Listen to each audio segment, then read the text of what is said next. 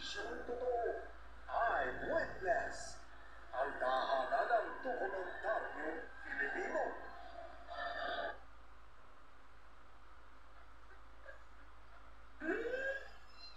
Lahat ng lalaki at babae sa klase nito ay nakatingin sa akin.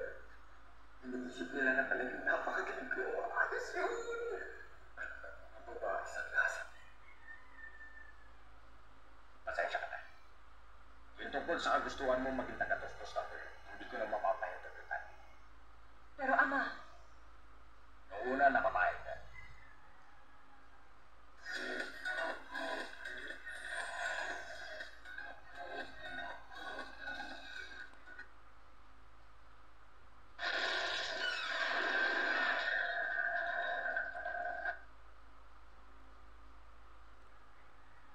Maaari mo ba akong tulungan?